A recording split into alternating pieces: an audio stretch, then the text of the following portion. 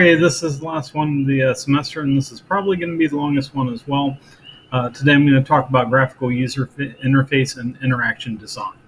So it's a much longer lecture than we're typically used to, but I'll try to go through things as quickly as possible. So I'll start out with a user interface design gallery and see how many of these you can identify.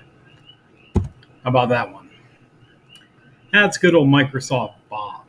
And basically, this was an operating system that developed the technology for the paperclip that you might have found annoying in Microsoft Word when you were younger, but it was an entire operating system built on that premise, and it also ran on top of Windows 95, or I think 98. Anyway, Bob was an interesting experiment in UI design. How about this one? The little red hat in the bottom should give it away, and I'm guessing that's probably Red Hat 6.2 based on my experiences playing with different versions of Red Hat. This one, that's the classic Mac. This one, that's actually BOS, which was another operating system. That one's a pretty nifty operating system for several different reasons. This one was the ENIAC, and what was notable about the ENIAC as a computer is every time you wanted it to do something slightly different, you had to rewire it. So the user interface there leaves quite a bit to be desired, unless you're into wiring. This one's good old 3270. We used to call it Mr. Green Screen, and it's used to operate a lot of inventory management systems around the world, and also banking systems. That's more like it in terms of the green, and the interesting thing is if you worked with these and you stared at that green and black long enough, which covered your entire screen, eventually when you took your eyes off it and looked over at something that was white, it would all turn pink. So probably burn the cones in my eyes out based on just some of these user interfaces. And we'll get to one later, hot dog stand, where I definitely did some damage to the old eyes. But this one was bad on the eyes as well. That one, Windows 10. And there is the current operating system for the Macintosh environment, iOS. This is a human brain interface. So this is a UI for a user interface, or a UI for human brain to a computer interface. And there's actually been more work done on that this week in 2020 as we were speaking. It was in the news, and they've made some further developments on the ability of the brain to communicate directly with a computer. So we're getting there slowly but surely. This one is the Oculus Rift. And so you may be wondering, well, what are the origins of the graphical user interface? And it starts a long time ago, back in the 1970s, like most good things, with a story at Xerox PARC, which is the Palo Alto Research Center. It wasn't actually a park per se. So in 1970s, Xerox wanted to enter the personal computer market. And they particularly wanted machines that were developed to be used by secretaries to support management functions. And they developed a team of research scientists, including Alan Kay, to a research center in Palo Alto, California. And what was really cool about it was the researchers were entirely removed from the corporate hierarchy. So you didn't have necessarily a boss, you didn't have products that were due, you didn't have things that you were delivering, but you were entirely free to work on any idea. And they said, imagine what the computer will look like 20 years from now. And that's what they did. And so a lot of ideas got developed at Xerox PARC during the 70s. A large portion of the theory of object-oriented design, and in fact, Smalltalk, the first object-oriented language, was developed at Xerox PARC. Logo, which was a functional language, that was the one with the turtle. I would say widespread use of the mouse. The mouse predated Xerox PARC, but widespread use of the mouse inside the operating system. And the Alto, which was the first graphical user interface computer. Now, small problem with what they developed, the memory for the Alto was $7,000 by itself. And this being the 1970s, that was a lot of money. I remember being amazed if I got a birthday gift that was $10 or $20. And in fact, my father used to go to the drugstore and cash a $20 check, and that would cover the entire family for the weekend. So $7,000, a significant amount of money back in the 70s. But, it's not the end of the story with the development of the Alto. Steve Jobs famously visited the Palo Alto Research Center and watched a demonstration of this. Based on his observations at Xerox PARC, he later co-founds Apple with Wozniak. And so a lot of the ideas that you see from Apple were actually taken from Xerox PARC. In the 1980s, Xerox tried again with the Star Office system. And, that's in some ways still around with us as legacy code. And it had an Excel-type spreadsheet that was available with it. The problem was the list price for the system was $17,000, and those are $1980. Still pretty much out of the realm of possibility for most people. But the important thing was the ideas of object-oriented design and the graphical user interface had been born. Xerox lost a ton of money on this, but that's where the origins of the graphical user interface came from. And here's the Alto, and here's the Star. And you can see the little spreadsheet up in the Star, along with the two-button mouse becoming more widely used. And again, the mouse predated Xerox PARC, so it wasn't invented there, although a lot of people tell me that on exam questions. If you say widespread use of the mouse, I'll definitely believe you. So this brings us to what are some of the guidelines for user interface design. And Gentry Nielsen had an article called The Anti-Mac User Interface. And this talked about 8 different types of guidelines. And what would happen if you violated these guidelines? What would you get? So a lot of what we do in mathematics is we look at, okay, well, what happens if we, deny Euclid's fifth postulate that, parallel lines never meet? What if they meet in one place, like at a horizon point? We get a very different type of non-Euclidean geometry. So what happens if we violate some of the norms that we have for user-centered design? And, it's an important question to ask. So let's take a look at what these norms are, and maybe we can find some ways to violate them to make them better. So the first is metaphor. So metaphor should be based on something familiar. So when you're working with your computer, you have a desktop. It's just like the desktop that you would have for putting your papers together. A room or a village, these are also metaphors that can be used in computer interfaces. Problems are metaphors can be limiting. And the example they give is the Phelps farm tractor in 1901. So how did you, when you were plowing the field with a horse, you used 2 reins, right? And you would pull on the reins to make the horse stop, let up on the reins to make the horse go, pull to the right to have the horse turn to the right, pull to the left to have the horse turn to the left. And that's what they did with the tractor. You can imagine operating a tractor with the reins. And so, that was an example where a familiar metaphor didn't work for a new technology, and the steering wheel was invented as a result of that. So, sometimes, if the source domain has more features than you need, you might need to go with the new metaphor. Or if the target domain has more features, a new metaphor would work well. And features work differently in different domains, just like that farm tractor. Second principle, user in control, or the perception that the user is actually in control. That's the no mothering principle. So the user initiates the action and the machine reacts before returning control to the user. And do we always want to be in control of every little thing? And, that's a question, for who is your user. But, a lot of times we do want to automate tasks. See, in point, the user interacts with the computer by pointing an object on the screen and doing something to that object. And, this is akin to ordering food in a country where you don't necessarily speak the language. If you've been to a restaurant with a lot of pictorial menus for our Japanese visitors from Hawaii, a lot of times they can point and tell you what they want. And, I've done that in countries where I don't speak the language. And seeing point is closely related to direct manipulations. Users interact directly with objects. We drag files from one folder to another. We drag and drop. We do all kinds of different things with this principle of direct manipulation.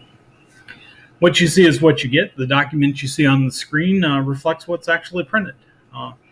But sometimes there are drawbacks to this. Like if you want special formatting or layout, then it can be quite hard to achieve that with a WYSIWYG type of environment. Or say you were printing something hundreds of pages, but it had only a minimum amount of text that you were editing.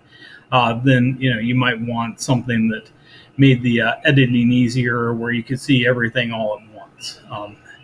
LaTeX is wonderful for layout, although it's not WYSIWYG. Word is also great for layout, and it's a WYSIWYG. So it's what you see is what you get with Word. LaTeX is for longer, more complicated documents. Consistency, an exceedingly important guideline. It needs to adhere to standards. So, when you're looking at developing a mobile app for iOS or for Android, it needs to have conformance to the GUI Vendor standards. So basically, if you close with an iPhone by swiping up, your program needs to close according to that by swiping up. Or conformance to internal standards, for example, screen names, color coding, color scheme, naming conventions. That's important if you're developing a website that's going to be internal to UH-Hilo or any organization that has standards for their web interfaces. And this is probably one place where creativity is not always appreciated, although it can help evolve things. Personalization, allowing the user to have personal settings. Zoom may go too far in this one.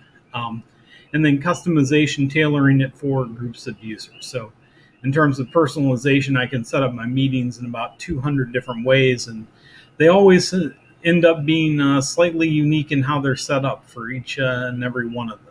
So sometimes you can go too far in personalization and customization.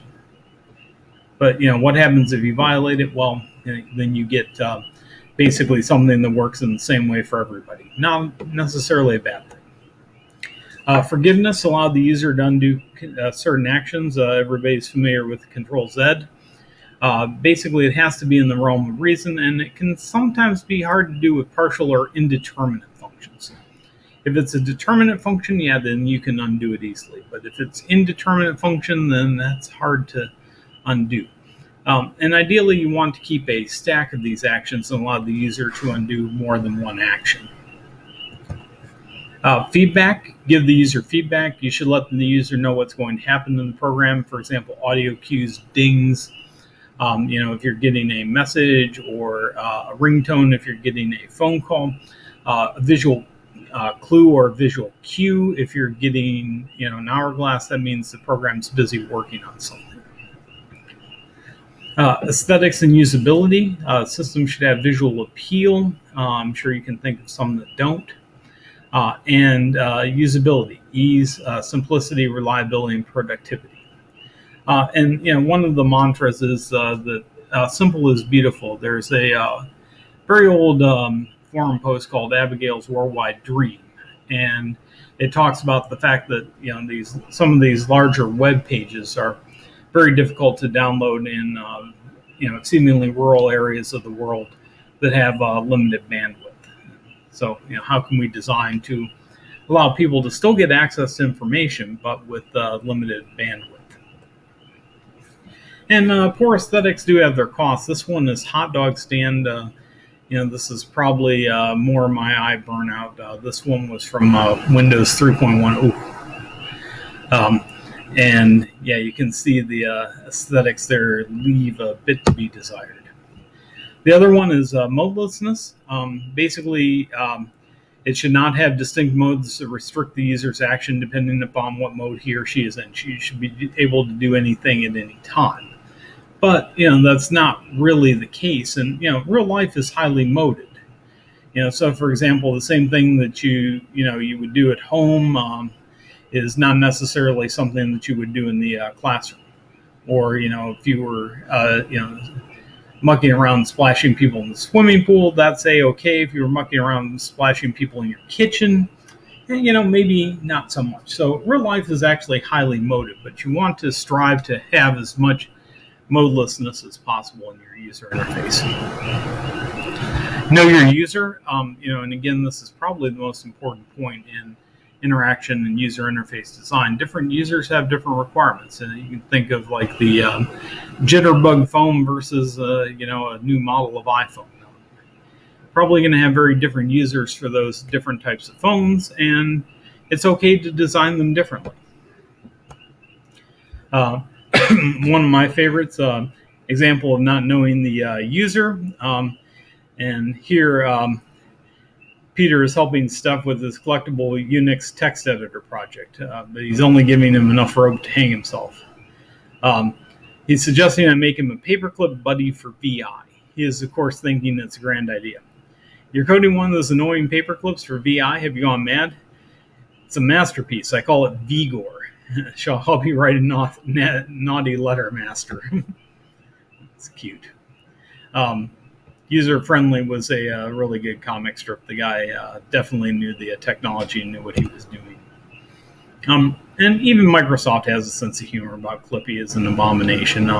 They had press releases back in the early 2000s where he got laid off, but then came back later as part of Visual Studio 2005.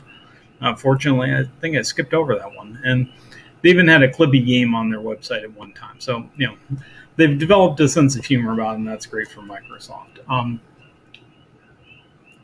Another article that's worth the read is 22 Tips for Happier, Healthier Prototype. With designing your prototype, these are some tips that you should keep in mind. Going back to Brooks' plan to throw one away. So don't necessarily go with the first prototype you create. And take every opportunity to show it off and show off the design so that you can get feedback on how well it works. Use the best tools. For developing rapid prototypes. If you're using a desktop, Visual Studio is still great for that. But there are, now better markup languages for phone design and, for different types of design. Other ones, don't become a traditional schedule-driven developer. That's important with Agile. So I'll just let you read those. And then chapter 29, this is another web chapter from Sommerville. And so current problems with UI, even when you're competent with these tools that we just talked about, user interfaces often end up being unattractive. Many so-called user errors are caused by the fact the user interfaces don't consider the capabilities of real users. And there was the Therac radiation machine that delivered doses of radiation to cancer patients, but the problem with Therac was that when you press the button to deliver the dose, it gave no feedback. And what happens when you don't get any feedback? Well, people press the button again. And so it ended up delivering lethal doses of radiation to cancer patients, which is a really shitty outcome. But, if you think about it, UI design is that important. Other factors to consider, limited short-term memory. Basically, you can keep about a list of 7 to 9 or 5 to 9 different things in your short-term memory. And humans make mistakes when we have to handle a lot of information under stress. There's also a diverse range of physical capabilities. Different people have different abilities to recognize color, sight limitations, something I'm becoming more familiar with, and different interaction preferences or perspectives. So some people prefer VI, some people prefer Emacs, some people prefer something in between. And for limited short-term memory, if you try to read the sequence IGDBFDNONUCA, it's pretty hard to memorize that. If you try the same exercise on these letters, then you have something that looks like a word, comf-batting, kind of like confef. but it's easier to recall that. So if you can account for how you can help people augment their short-term memory, that's an important thing. Familiarity, again, something that people know how to use. Consistency, minimize surprises, allow users to recover. That's the forgiveness principle. Give them guidance, tool tips. If they mouse over something, tell them what that button does, and make sure you account for user diversity. Users make mistakes, allow them different ways to recover. Undo action, Control Z. Checkpointing, in video games, hey, you got to this certain part in the video game, we're going to save your progress. Confirming destructive actions, do you really want to remove all your files? And of course, I think in Unix, you can set rm star.star to not even ask you, but most of the time, if you're doing something like deleting a file or removing something, you do want to confirm destructive actions. Some design issues. Basically, user interaction means issuing commands and associated data to the computer system. 5 different styles.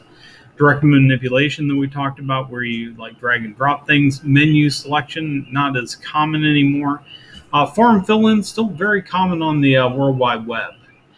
Command language, still fairly common, and natural language, which still has a way to go. But we are getting there.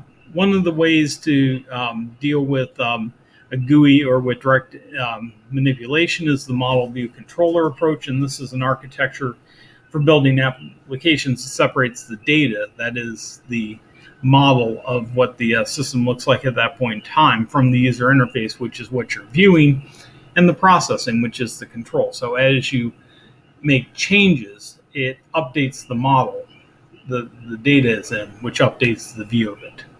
And this supports multiple presentations of data, and you encapsulate the data in a model object. And so that's a really important design pattern, and one you should definitely know.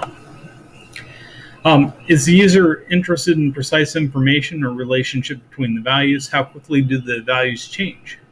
If something's changing rapidly, you may present it differently than if something doesn't change. Does the user need to take action in response to a change in the information? Do they need to interact with the displayed information via direct manipulation? Is it textual or numeric? And are relative values important? So let's take a look, and these are Sommerville, you can obviously tell because they're the design leaves a bit to be desired. Some of these are analog, like the dial with the needle. Pie chart shows relativism, so how much of that is blue? Probably about 20% or so. Thermometer, which shows scale, and a horizontal bottom. Relative values, here we can see the pressure is nowhere near the max, and the temperature is slowly creeping up there. So, this might be on a centigrade scale where, 100 is boiling, 0 is freezing. When large amounts of information need to be presented, abstract visualizations can definitely help us. And if you're interested in that topic, CS460 is a good class that talks about how you can effectively visualize data. And another guideline is colors. Try to limit the number of colors, and use color change to show a change in the system status, and use it to support the tasks that users are trying to perform. For example, highlighting text, or